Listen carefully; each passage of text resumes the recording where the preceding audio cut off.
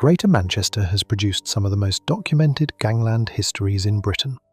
From the scuttling gangs of Victorian Ancoats to the doormen who came to control much of the city's nightlife, the region has always had a long memory for the men who ran its streets. Two of those men sit at opposite ends of everything. One became the most wanted person in the country, a one-eyed figure who carried hand grenades like a signature and set off the largest manhunt Greater Manchester Police had ever run. The other was almost the reverse, a patient contract killer who left so little behind that detectives spent 3 years with no name to put to him. One was impossible to ignore. The other was nearly impossible to find. Both of them ended in exactly the same place, with a whole life order and a cell they will never leave. What connects them is a lesson in how these networks come apart. Today we are covering Greater Manchester's most notorious cases. Section 1. A feud that began in a pub and ended 4 lives later. Droylsden sits a few miles east of Manchester city centre, a town of terraced streets, retail parks and ordinary pubs that most people outside Greater Manchester would struggle to find on a map. On the surface, there is nothing about it that suggests violence. For more than a decade, though, it sat near the centre of a feud between 2 local families whose names would eventually be read out in a courtroom alongside 4 people who did not survive. The 2 families were the Shorts and the Atkinsons. Their quarrel did not begin with anything that looked like organised crime in the way most people picture it. It began the way a great many of these feuds begin, with personal grievance, wounded pride, and a refusal on both sides to let the matter drop. The court that eventually heard the full story traced the bad blood back to around 2001. What started as friction between 2 groups of men who knew each other well hardened over the years into something closer to a private war. If you want a single moment that shows how far it had already travelled, you can look at September 2003. Francis Atkinson, the father of Leon Atkinson, was shot in the kneecap inside a pub called the Victoria. The injury was severe. The court would later hear that his kneecap had effectively been blown across the room and that he needed a replacement joint as a result. A shooting like that does not happen between strangers. It happens between people who already know exactly who they are aiming at. A truce was eventually called. Leon Atkinson told the court that the 2 sides had shaken hands in the Arndale Centre in central Manchester roughly 4 years before everything fell apart, and that the message between him and David Short had been a simple one, that there was no use in carrying on fighting. For a period, the arrangement seemed to hold. Men who had every reason to stay out of each other's way managed to do exactly that. By 2012, that calm had worn through. Prosecutors would later allege that the truce collapsed after a member of the wider Short Circle, named in court as Raymond Young, struck Leon Atkinson's mother during a confrontation, and that what came next was retaliation that ran far beyond the original insult. Atkinson himself always denied any involvement in what followed, and you will see later how the jury treated his case. What matters here is the shape of the thing. A long-running grudge, briefly paused, was about to reopen with weapons that belonged on a battlefield rather than in a suburban pub. What is striking, looking back, is how ordinary the trigger points were. A handshake in a shopping centre had been enough to pause the violence for years. A single confrontation involving a relative was enough, the prosecution said, to restart it. In a world where standing depends on never being seen to back down, small slights take on a weight that makes no sense to anyone outside it. The men involved were not strangers to consequence. Several of them had records, reputations, and a clear understanding of what firearms could do, and that understanding did not deter them. If anything, it raised the stakes, because each side now assumed the other was willing to go all the way. To understand why a single confrontation could set off what followed, you have to step back and look at who these families were and the world they moved in. This was a corner of Greater Manchester where reputation functioned almost like currency. Men built standing through who they knew, what they were willing to do, and how seriously the people around them took a threat. In that world, an insult to a mother was not a small thing. It was a public test, and the answer to it was expected to be visible. The geography of the feud matters as well. This was never confined to one street. It stretched across the eastern edge of Greater Manchester and into Tameside, through Droylsden, Clayton, Hattersley, Ashton-under-Lyne, and out towards Glossop. A patchwork of towns where the same surnames kept surfacing and where almost everyone seemed to know somebody connected to one side or the other. Feuds like this do not stay neatly contained. They draw in friends, relatives, and hangers-on, and across a decade, the list of people with a stake only grew.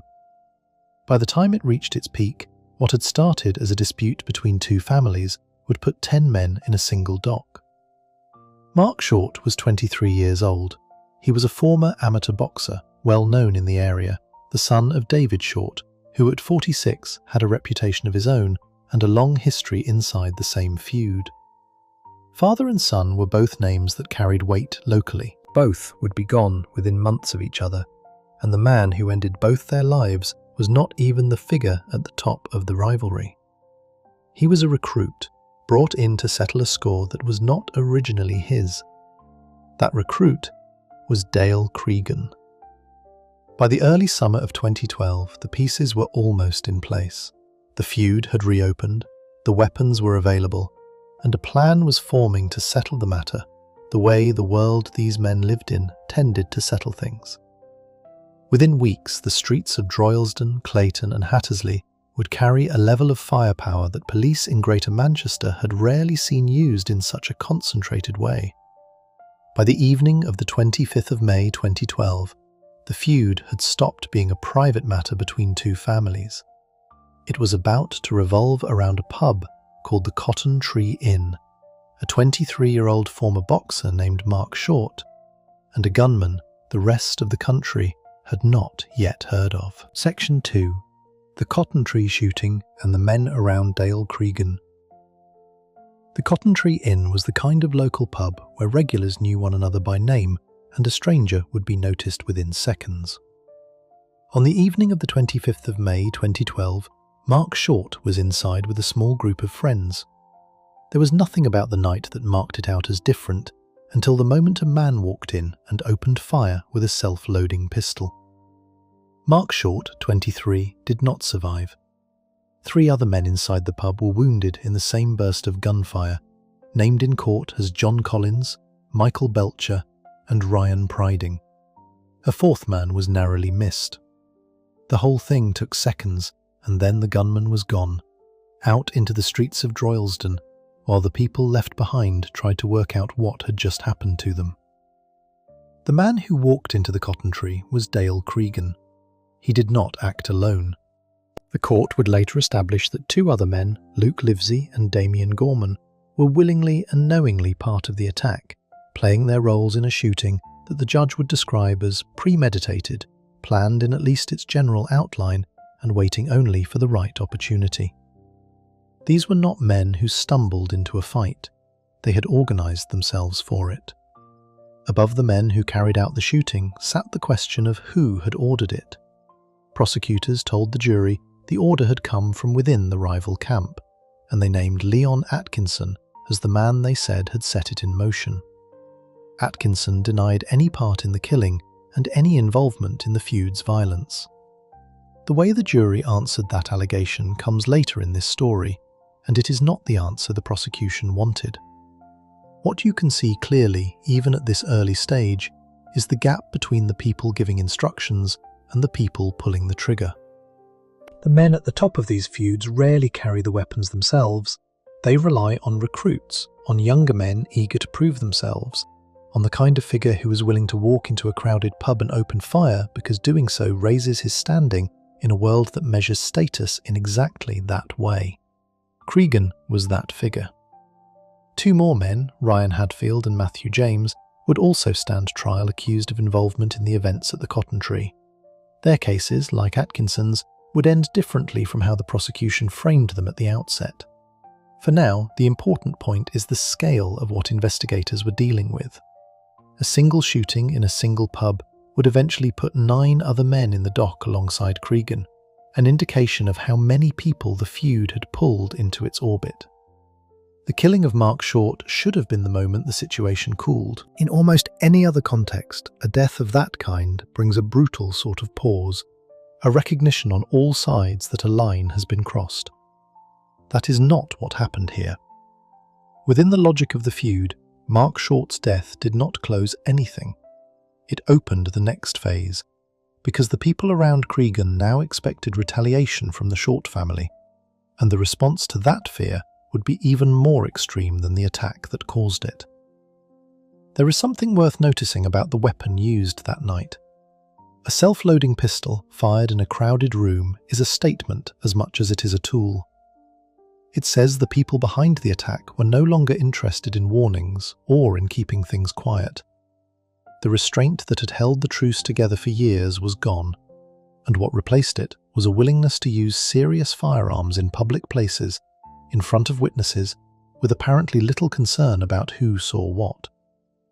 From the first hours, the investigation was substantial. Greater Manchester Police were dealing with a shooting inside a public house, several wounded men, and a community where fear had already begun to close mouths that might otherwise have talked. People who had seen what happened were reluctant to come forward, and some were warned in plain terms what would happen to them if they did. The trial that eventually grew out of that single night would run for around 18 weeks and involve roughly 20 barristers acting for the various defendants, which gives some sense of the scale of what one burst of gunfire had set loose. For Cregan and the men around him, the danger now ran in both directions. Having taken the life of Mark Short, they had every reason to expect the Short family to come looking for them, and David Short was exactly the kind of figure who might lead that response. The court would later hear that, fearful of retaliation, Cregan began planning to strike at David Short before David Short could reach him first. Inside the logic of the feud, safety and escalation had collapsed into the same thing. What the men around the cotton tree could not see was how completely they had already trapped themselves. Every move they made to protect their position created more evidence, more witnesses, and more reasons for the police to keep digging. The next attack would carry grenades onto a residential street in Clayton, and it would move the whole case a long step closer to a courtroom in Preston. Before we move on, if you're enjoying this analysis, please consider subscribing. It helps the channel tremendously. The man who walked into the cotton tree had only one eye, a detail the people who knew him never forgot. Where Dale Cregan lost the other, and why he had begun carrying military-grade hand grenades, is where this story turns next. Section 3. The One-Eyed Man and the Grenades He Carried Like a Signature. The first thing almost everyone mentions about Dale Cregan is the eye. He had only one, and the question of how he lost the other followed him everywhere. One version had it gone in a fight in Thailand. Another had it taken from him by men he had fallen out with, a punishment rather than an accident. The truth was never cleanly established in public, and in a way the uncertainty suited the legend that grew around him. A man missing an eye is hard to forget, and Cregan was a man whose whole method depended on being remembered. By the summer of 2012 he was 29 years old and already known to a great many people in East Manchester as someone to be careful around. His reputation ran well ahead of him. During the trial that came later, a witness told the court she had been warned that if she spoke to police, the one-eyed Scotchman would end her life. She understood that to mean Cregan. The nickname tells you something on its own. He had become a figure people described in shorthand, a threat that did not need a full name attached, the kind of presence that closes mouths before a single question is asked. What set Cregan apart from the ordinary run of men in his world was not the firearms. Plenty of people in that environment had access to guns. What set him apart was the grenades. He carried military-grade hand grenades and he used them, and in British gangland that was close to unheard of. Grenades are battlefield weapons. They are not the tools of someone trying to keep a low profile or settle a score quietly in the dark. They are loud, indiscriminate, and unmistakable. And Cregan came to treat them almost as a personal mark. Across the weeks that followed, the grenade became his calling card. It appeared at the attack that ended David Short's life. It appeared again minutes later at another address. It appeared a final time, with consequences that reached far beyond the feud, on the morning everything came to a head. Investigators would later put serious effort into tracing where a man like Cregan had obtained such weapons, because a supply of grenades is not something that turns up by accident. The trail pointed to exactly the kind of connections that only exist inside a serious and well-resourced criminal network. It is worth pausing on how rare this was. Shootings, even fatal ones, were not unknown in the region's underworld, and detectives were used to dealing with handguns and the networks that moved them. Grenades were a different matter entirely. They spoke of access to weapons that should never have been in civilian hands, and their use forced the police to treat Cregan not as an ordinary armed suspect, but as someone capable of causing harm on a scale that could put whole streets at risk. Every decision about how to approach him had to account for the chance that he would reach for a grenade rather than give himself up. There is a mindset visible in all of this, and the mindset is the giveaway. Cregan did not hide. He made no effort to soften his footprint or blend into the background. He operated as though the fear he generated was its own form of armor, as though no one would dare give evidence and no one would dare move against him. For a while the calculation held.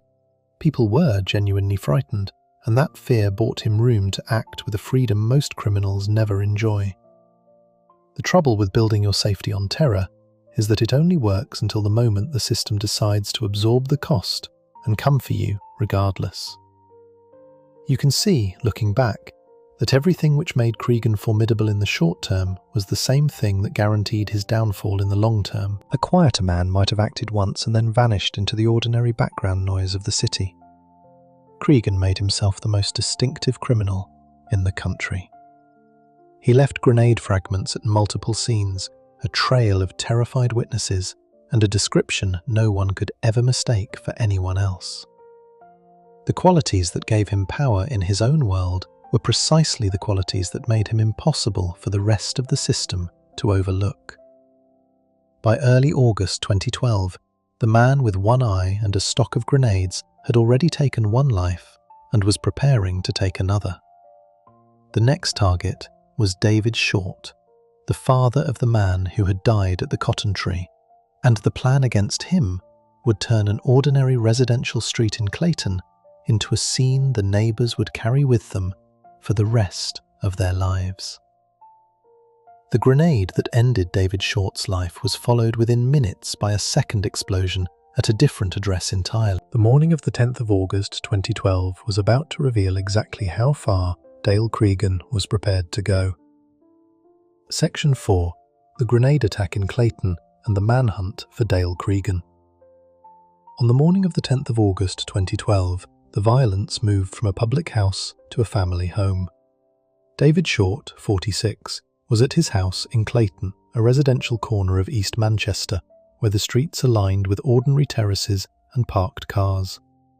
There was nothing about the address that marked it out, and that was rather the point. The men who came for David Short knew exactly where he would be and exactly when to arrive. David Short was shot repeatedly with a Glock handgun. That same firearm would surface again only weeks later in circumstances that reached the whole country, which tells you these were not random tools picked up and thrown away, but a kept arsenal moving from one attack to the next. After he had been shot, a hand grenade was exploded against his body. He did not survive. The grenade was not needed to end his life. It was a signature, the same mark Cregan left wherever he went, a way of turning a killing into a statement that the people on the other side of the feud could not fail to understand. Minutes later, and clearly as part of a single coordinated plan, a second attack took place at another address nearby. The home of a woman named Sharon Hark was targeted with a hand grenade. No one there lost their life, but the intent was plain enough. This was not a single act of revenge aimed at one man. It was a campaign carried out across more than one location inside a tight window of time, designed to inflict the maximum possible damage on the rival side. A third grenade was then exploded in what the court later concluded was a deliberate attempt to destroy evidence and cover the group's tracks.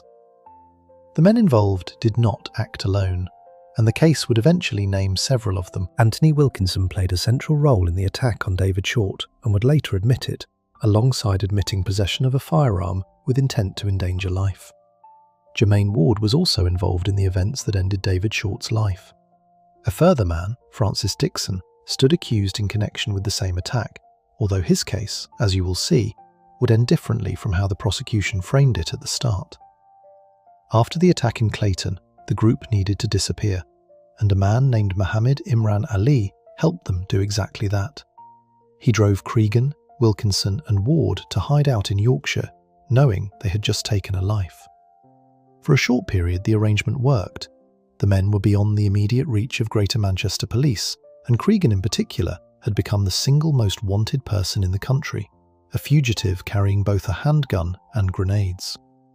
For the people connected to the feud, the days that followed were lived in genuine fear. The Short family had lost a father and a son inside the space of 3 months, and the men responsible were still at large and still armed. Potential witnesses were terrified into silence, well aware of what had already happened to those who crossed the people involved. The investigation had to be built in that atmosphere, with a community that had every reason to keep its head down, and a suspect who had shown he would use battlefield weapons on residential streets without a second thought. What followed was one of the largest manhunts the force had ever run. Armed officers were deployed across the region. The public were warned in the clearest possible terms not to approach Cregan and to call police at once if they saw him, because a man carrying that kind of firepower was a danger to anyone who happened to cross his path. The search dragged on for weeks. Cregan moved between locations and stayed a step ahead of the people hunting him, and with every passing day, the pressure inside the investigation grew heavier. Behind the scenes, the operation was enormous. Armed units were held ready across Greater Manchester, intelligence was chased down across the region, and the force worked with neighbouring areas in case Cregan slipped across a boundary. The public appeals carried an unusual urgency, because the man being sought was not only wanted in connection with 2 lives already taken, but was understood to be carrying explosives. Few searches in the force's history had combined that level of danger with that level of public attention, and the longer it ran, the deeper the worry became about how it might finally end.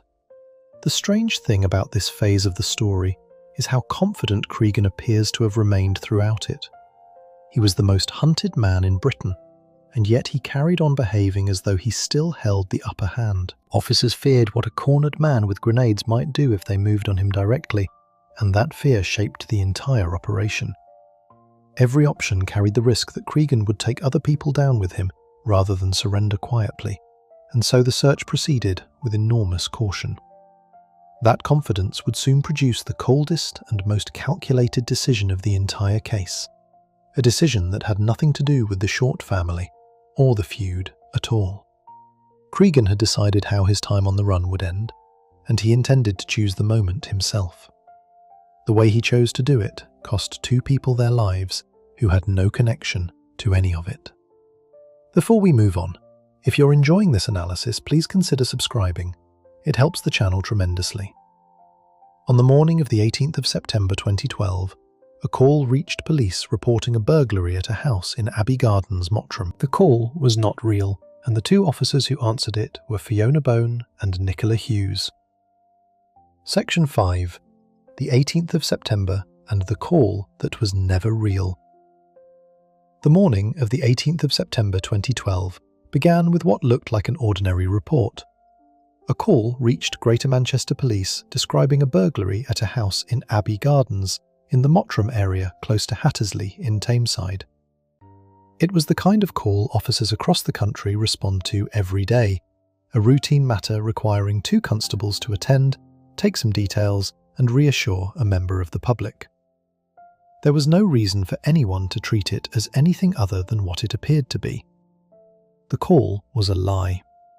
It had been made to bring police to a specific place at a specific time, and the man who engineered it was Dale Cregan.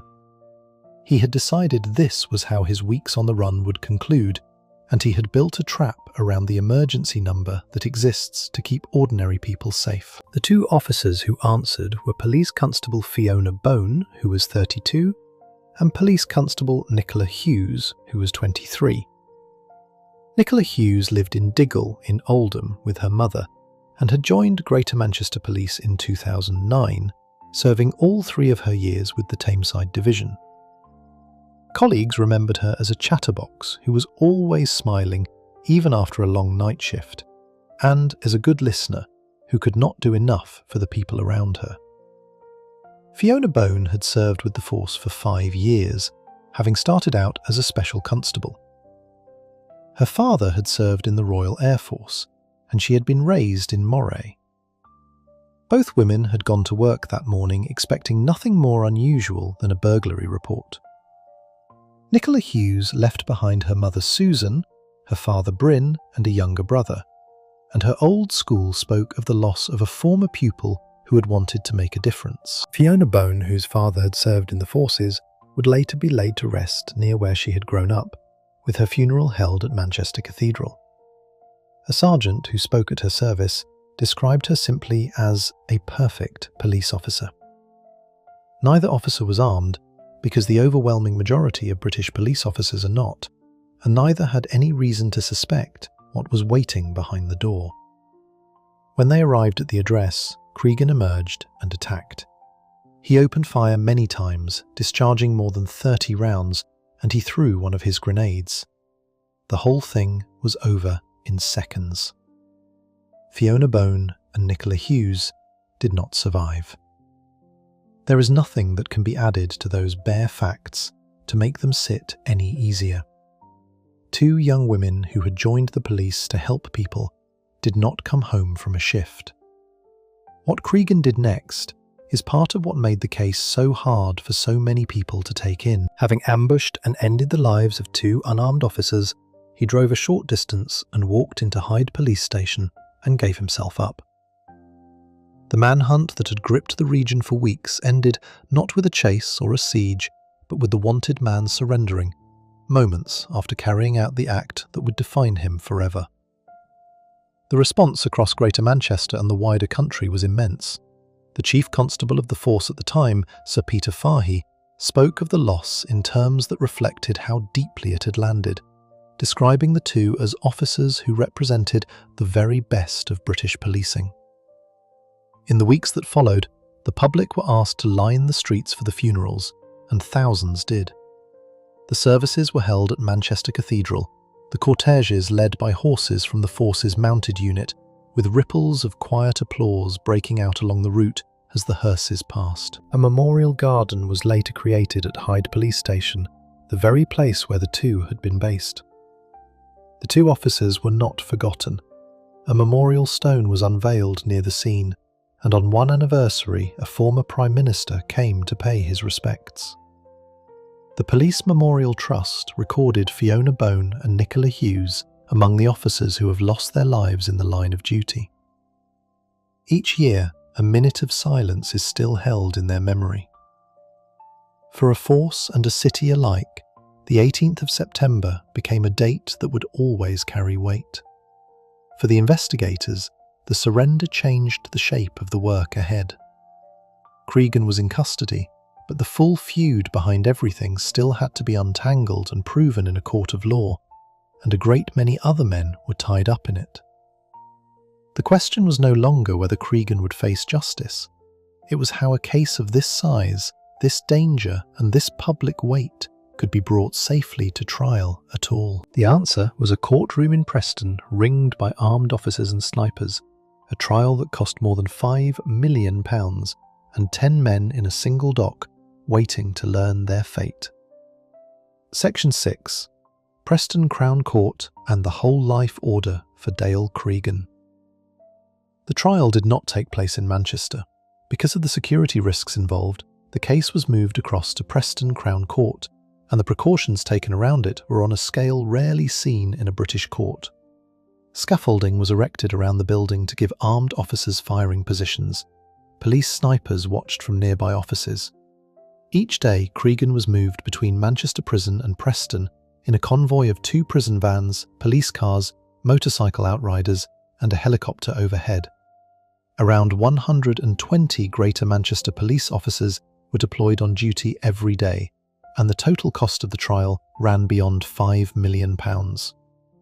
The proceedings began on the 4th of February 2013. Cregan had initially denied everything, a position the prosecution described as bizarre given the weight of what was already known and which they suggested was the worst kept secret in the prison system. Just over a week into the trial, on the 12th of February, he abruptly changed course and admitted ending the lives of Fiona Bone and Nicola Hughes. Months later, on the 22nd of May, he also pleaded guilty to the killings of Mark and David Short. He stood alongside 9 other defendants, and the jury had to work through a dense tangle of charges spanning 2 killings, several attempted killings, and the use of explosives across multiple scenes. The decision to move everything to Preston had not been taken lightly. A trial of this size, with a defendant who had taken the lives of 2 officers and who had associates still at liberty, presented a security challenge unlike almost any other in recent memory. The arrangements around the building turned a routine Crown Court into something closer to a fortress for the duration of the case, and the daily convoy across the northwest became a familiar sight to anyone living along the route. All of it was designed to ensure that a case the whole country was following could be completed without further harm to anyone. Reporters who covered the trial described a level of protection that they had never seen at a criminal court here. On the 13th of June 2013, the verdicts and sentences were delivered before Mr. Justice Holroyd. Dale Cregan, 29, received a whole life order, meaning he will never be released from prison.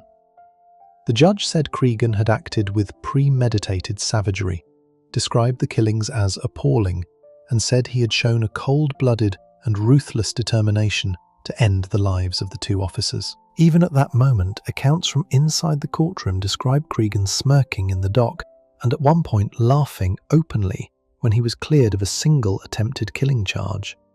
That demeanour told its own story. Cregan had pleaded guilty to 4 killings, and yet he sat through proceedings with an air that struck many in the room as contempt for the entire process. For the families present, who had lost a father, a son, and 2 young women in uniform, his behaviour added insult to a loss already beyond measure. The whole life order meant that whatever satisfaction Cregan took from that courtroom moment, he would have the rest of his life behind bars in which to sit with it, and no prospect of ever walking free.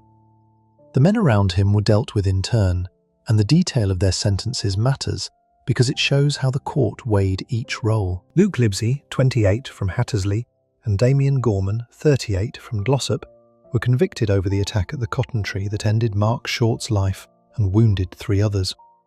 Each received a life sentence with a minimum term of 33 years. For the attempted killings inside the pub, each was handed a further 24 years to run alongside the life terms.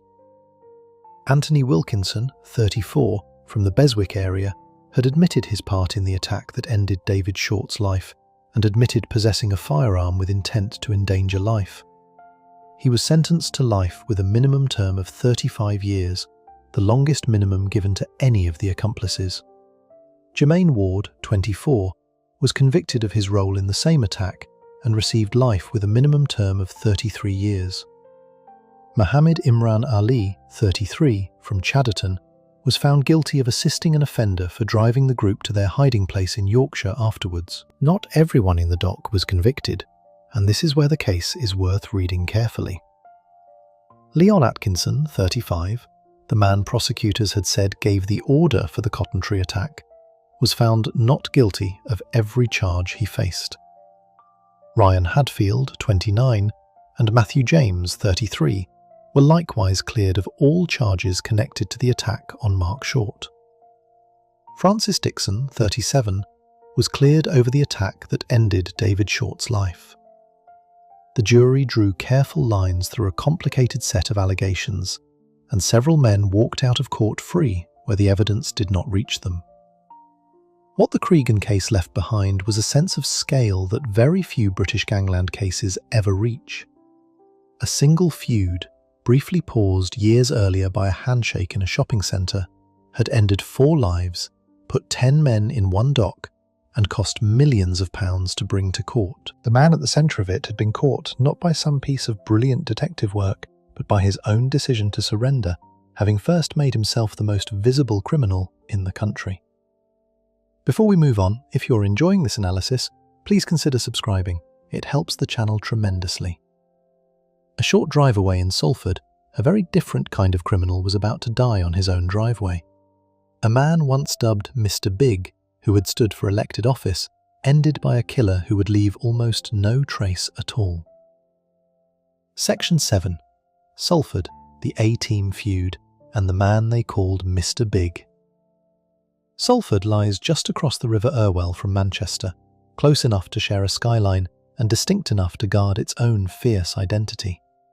It also had its own underworld, and for the best part of 3 decades, one name sat near the top of it. Paul Massey was born in Ordsall in 1960, in a part of Greater Manchester long shaped by industry and hardship, and he was on the wrong side of the law from boyhood. By the early 1990s, he had become a recognised figure in the city, and the label that stuck to him for the rest of his life was attached almost by accident. The name came from a council meeting. In 1992, during a discussion about civil disturbances in the city, a Salford councillor named Joe Burrows referred to Massey as the Mr. Big of the area, and the phrase followed him everywhere from that day on. Massey always denied having anything to do with the unrest. He was, by most accounts, an unusual fit for the title.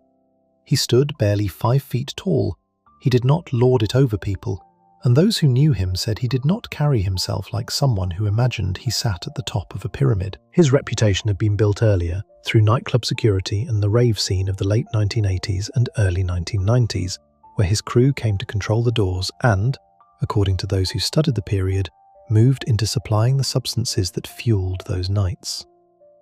Massey's record was real and serious. In 1999, he was sentenced to 14 years in prison after he stabbed a man outside a club in Manchester, an attack that severed an artery and left the injured man fighting for life.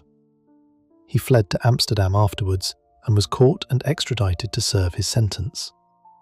He was eventually released from Franklin Prison and returned to Salford, where he moved into the security business and was believed to have invested in property, occupying a strange middle ground in the eyes of the city. To some residents, he was a figure of fear. To others, he was almost a folk figure, a Salford lad who had stayed loyal to his roots and who could be called upon when local tensions threatened to boil over. That contradiction reached its strangest point in 2012, when Massey stood as an independent candidate to be the elected mayor of Salford. He campaigned openly, declared that he wanted to keep heroin off the city's streets, and finished 7th, polling around 2,000 votes. A man with his history had put his name on a ballot paper and asked the public to trust him with running the city. He told reporters at the time that he did not want to be known as Mr. Big and did not want a reputation, that he simply wanted to be himself, although by then the name was far beyond his control. Part of Massey's strange standing came from the way he carried himself. According to those who studied Salford's underworld closely, he did not behave like a textbook gangster. He stayed loyal to the area he came from. He was approachable in a way that built real local affection, and he wrapped his interests in legitimate security firms that lent a respectable face to a far murkier reality. He had spent years as a figure of interest to the authorities, named at one point among the criminals that intelligence agencies kept a close watch on, and he had spent a long stretch on police bail that was lifted only months before his death.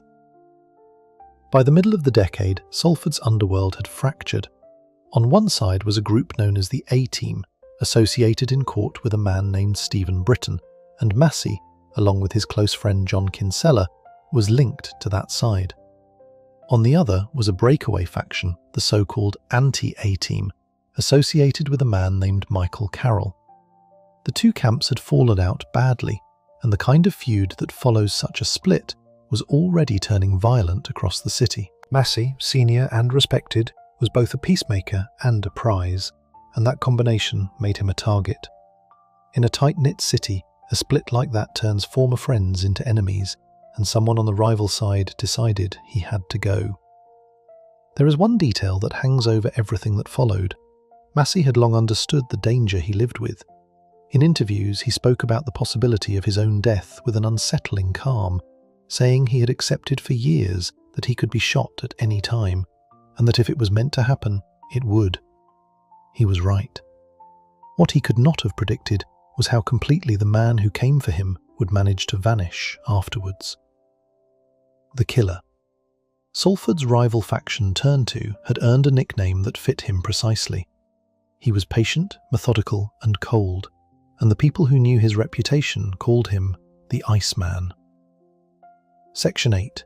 The Iceman and the Watch that recorded his reconnaissance.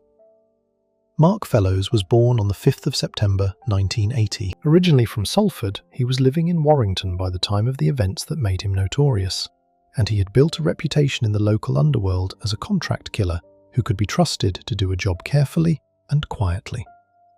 The nickname the Iceman was not marketing or bravado. It described a man who planned, waited, and acted without the heat and the loose talk that gets most people in his line of work caught long before they reach a courtroom. For 3 years, that careful approach worked almost perfectly. After Paul Massey lost his life in 2015, detectives were left with a killing that carried every hallmark of a professional contract hit, and almost nothing to attach a name to. There was no obvious witness willing to identify the gunman, no confession, no careless boast in a pub that found its way back to police. The very qualities that made Fellows valuable to the people who hired him also made him close to invisible to the people trying to catch him. The case sat open while the feud that had produced it carried on claiming attention across the city. That long silence is part of what makes the case so notable. 3 years is a long time for a contract killing to sit unsolved in a city the size of Salford, and it speaks to how thoroughly the Iceman had done his work. He had not bragged, he had not left a weapon that could be traced back to him, and the people who might have known something were either unwilling or too frightened to come forward. By almost every measure that usually matters in catching a killer, Fellows had succeeded. The case against him would, in the end, rest not on any of the things investigators normally lean on, but on a habit he kept purely for his own fitness. It was the kind of detail that no amount of underworld discipline could ever have anticipated.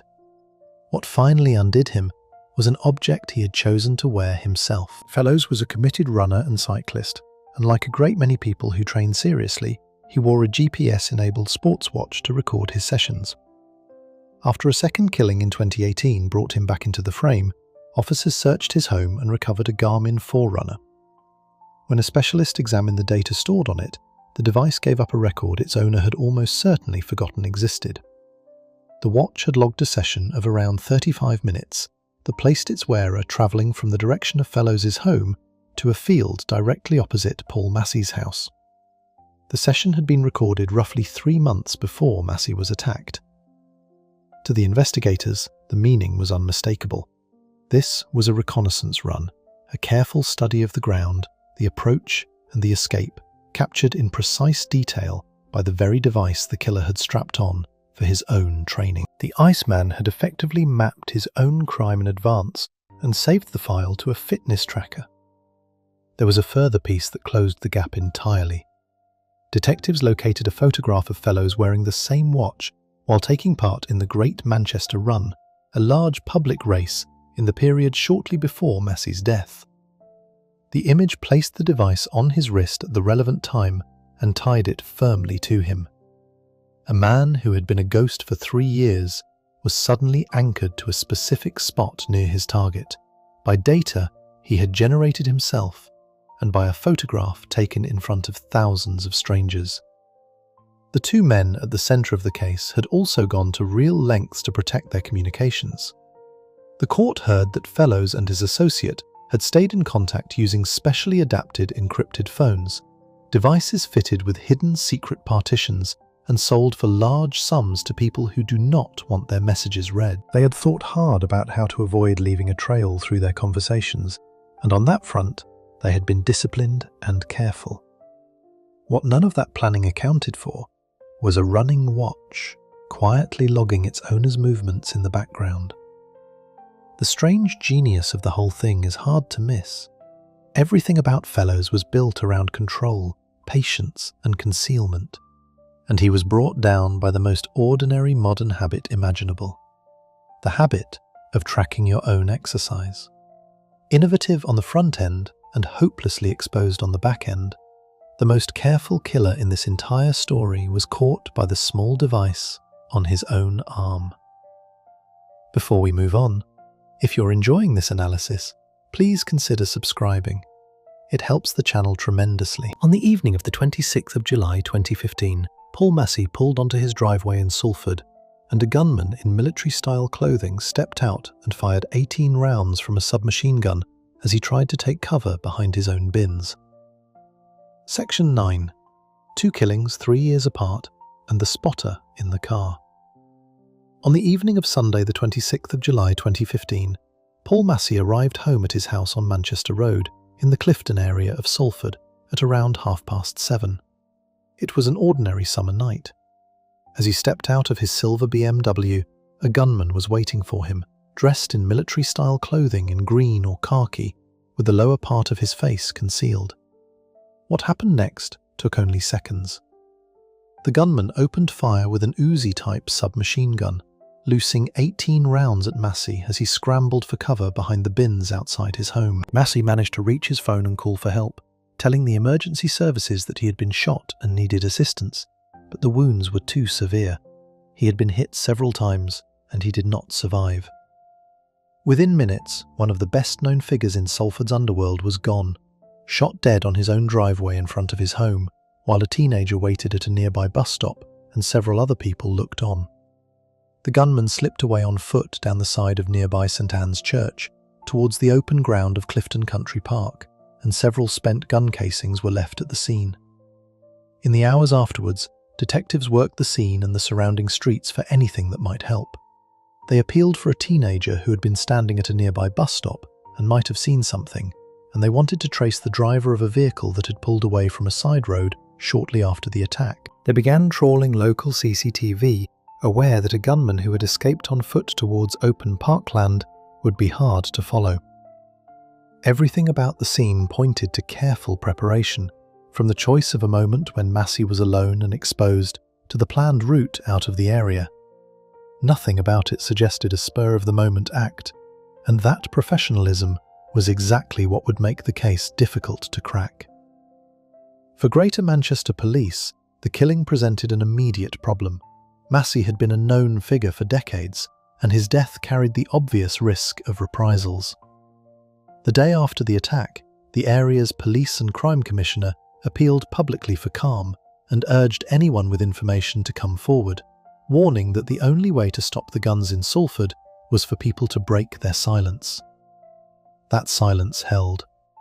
For almost 3 years, despite names circulating on the streets within weeks, no one was arrested and no one was charged. The professional nature of the killing, combined with an underworld code that kept witnesses quiet, left the case stuck.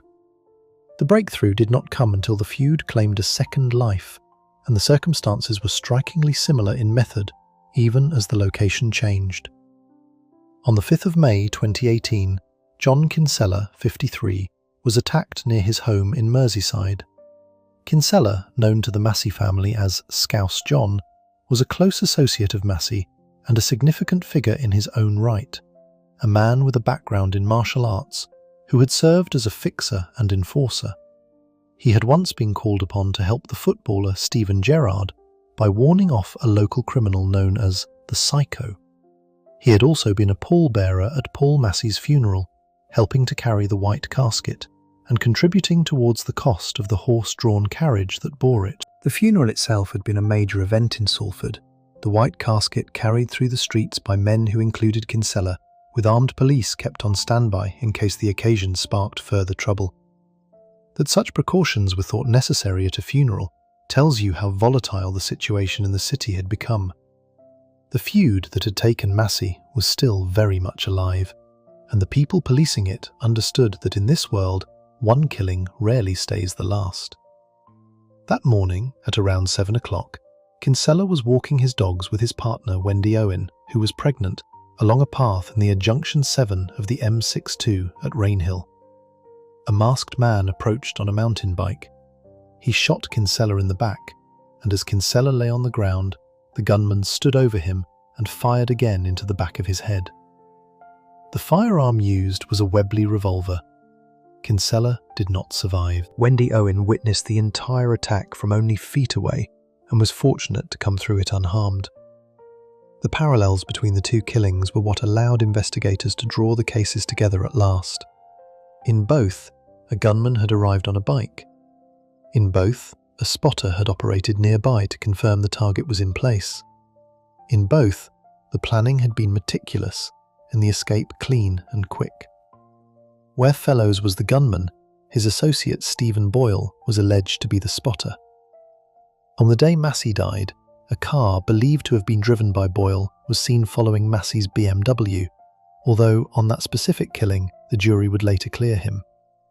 On the Kinsella attack, the jury took a different view of his role. After ending John Kinsella's life, Fellows did something entirely in keeping with his careful character. He left the country and went on holiday, behaving like a man with nothing to fear and nothing to hide. When he flew back into the United Kingdom, officers were waiting for him and he was arrested at the airport.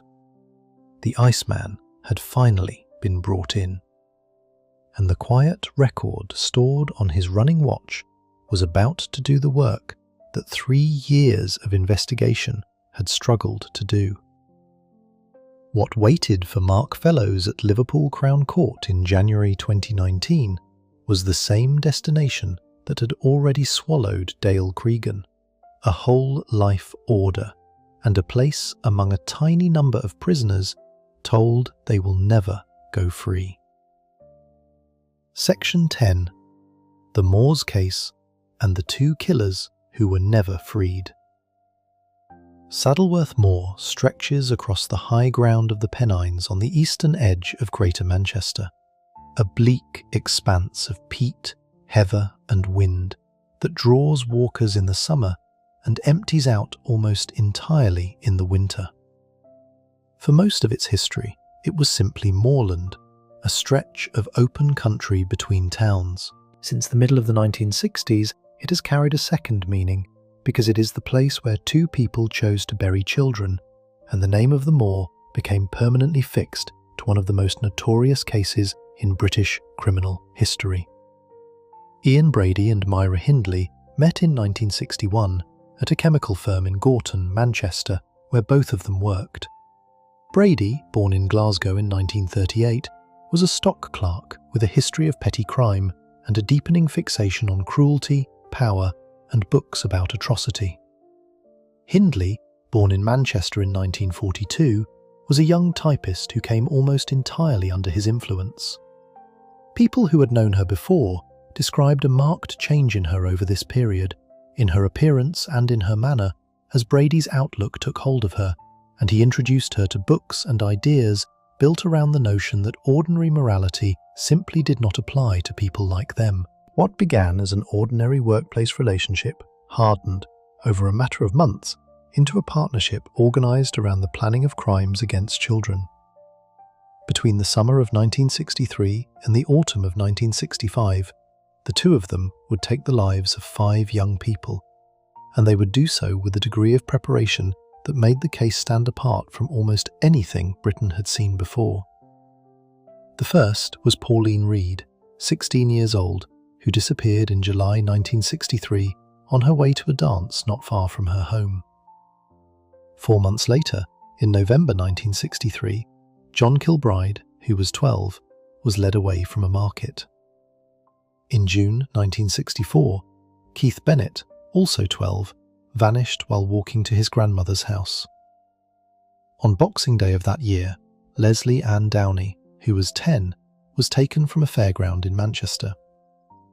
The last of the five was Edward Evans, 17, in October 1965. Several of the children were buried up on Saddleworth Moor, and for a long time the connections between their disappearances stayed hidden, because the pair were careful and the wider pattern was not yet visible to anyone outside it. What finally brought the case into the open was a witness. In October 1965, Brady attacked Edward Evans with an axe inside a house in Hattersley, and he did it in front of Hindley's young brother-in-law, a man named David Smith. Brady appears to have assumed that Smith would be pulled into the crimes and would keep his silence out of fear or complicity. That assumption was a serious misjudgment.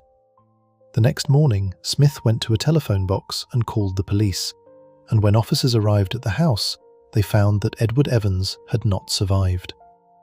From that single call, an investigation began that would lead detectives, in time, up onto the moor. The evidence the inquiry uncovered was meticulous and deeply self-incriminating, because the pair had chosen to record aspects of what they did.